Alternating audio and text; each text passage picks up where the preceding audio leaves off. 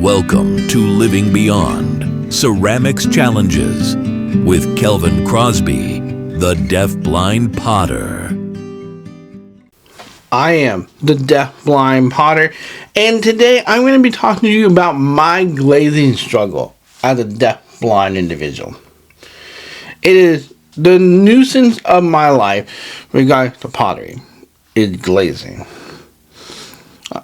The last 3 or 4 years, I've had to bring in individuals to help me glaze my pottery pieces. And as I've looked into this and I've evaluated this and kind of invested in this, I have found that I really need to look in a different direction. See, when you glaze with white clay, it's all white.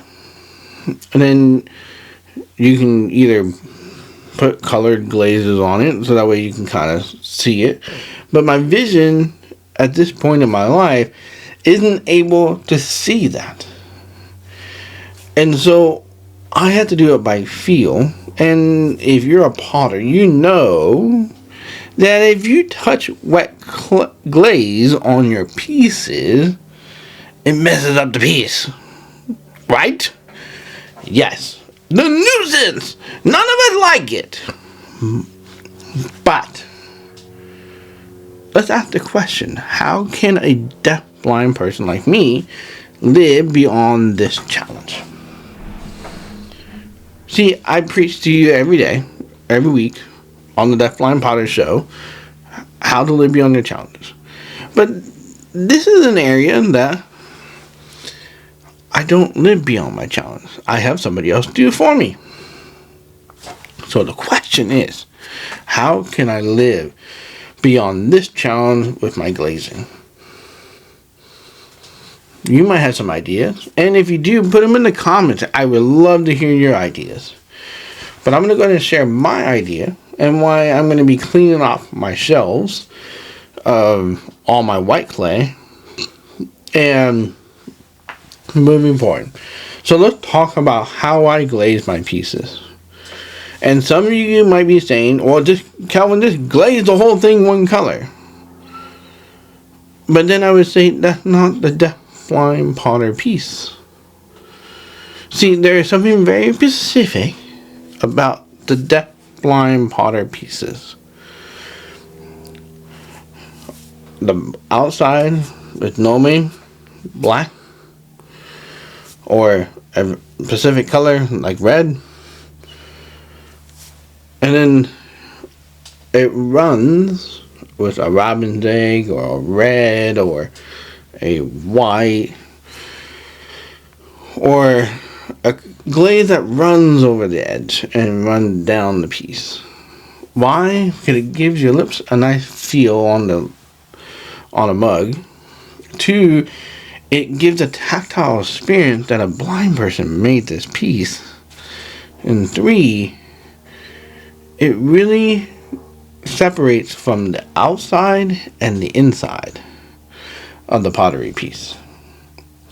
So you follow me? So these are the things that we need to think about in regard to me making change to my pottery style, my pottery experience. But we have to always end with this key component with all of my pieces. Every piece needs to have 3 rings. Why?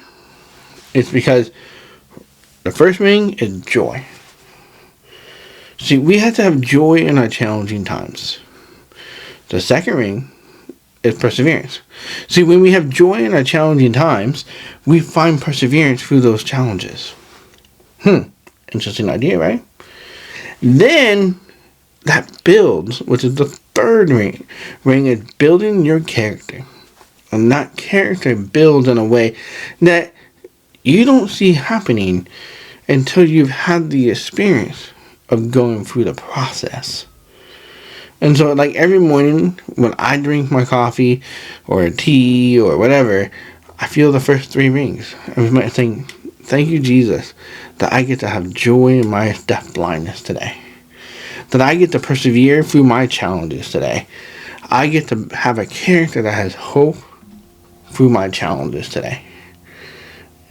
And this is where we have to think, if I'm going to change my style and my process as a deafblind potter, what is that going to look like?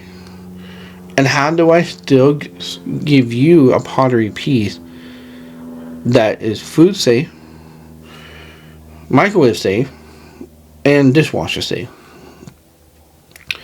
So you think about that. And if you have any ideas, put them in the comments, because I want to know your thoughts on this. Because for me, this is going to be something that I'm going to have to work through over the next few months.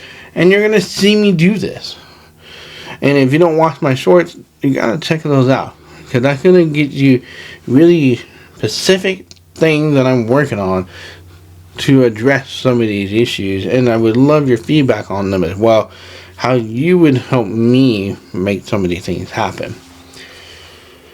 So, how am I looking to do this right now? So, as of this month, we're in January. And we're going to be glazing all of my white pieces and getting them out of my studio. So over this next 2 weeks, my store is going to be very full between the pieces behind me and the pieces that I will be selling that are currently on the shelves, and they'll be all up on the website hopefully by the end of the month. With this January, if not, it'll be early February. So that means it leaves me wide open to start fresh with a new set of clay.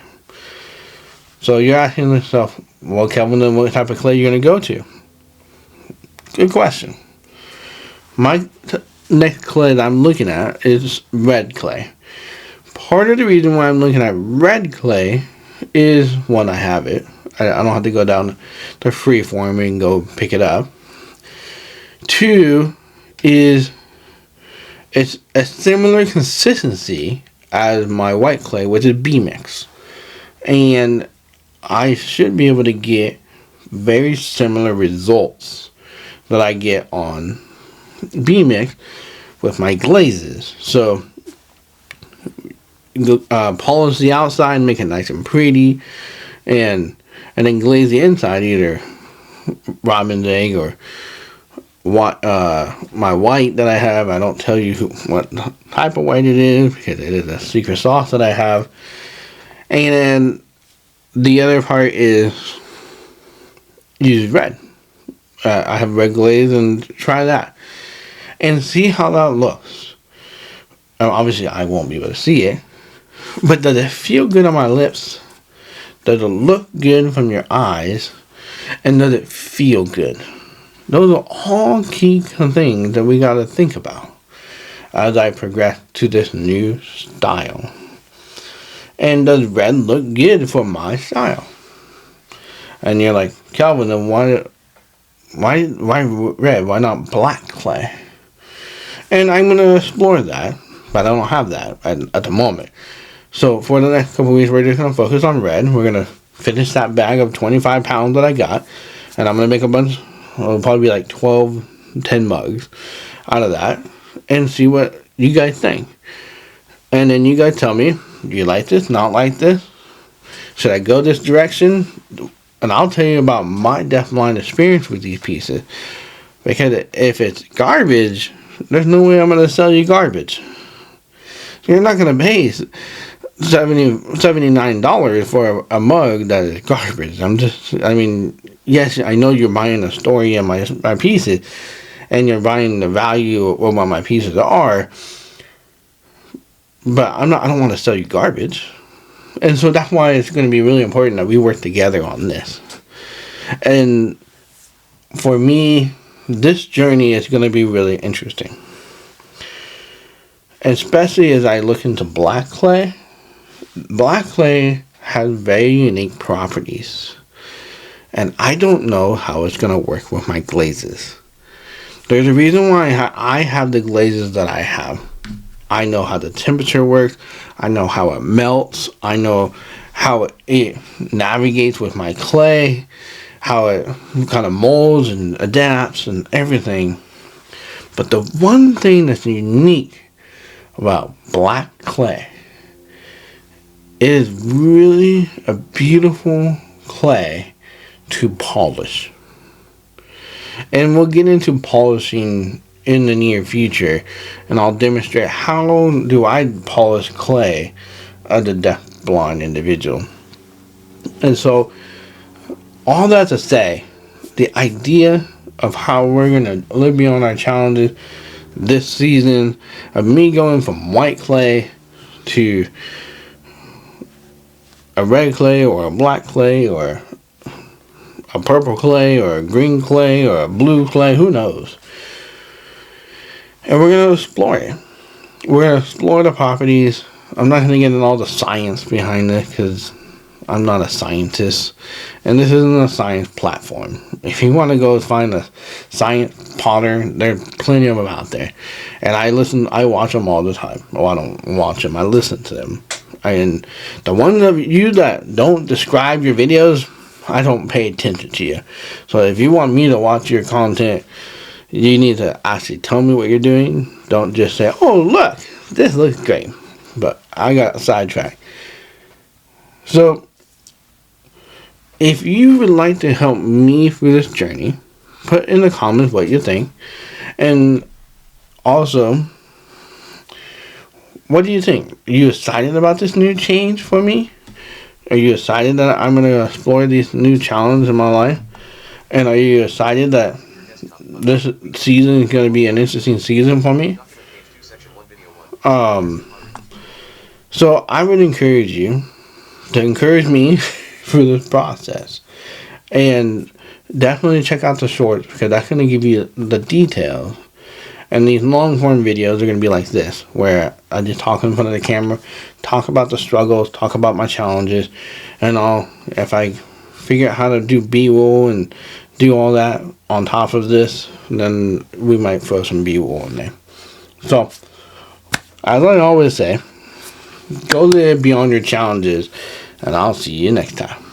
When you buy a DeafBlind Potter piece, you're not just getting art, you're funding the production of the See Me cane, a life-saving, lighted white cane that brings safety and independence to those with blindness. Shop now at deafblindpotter.com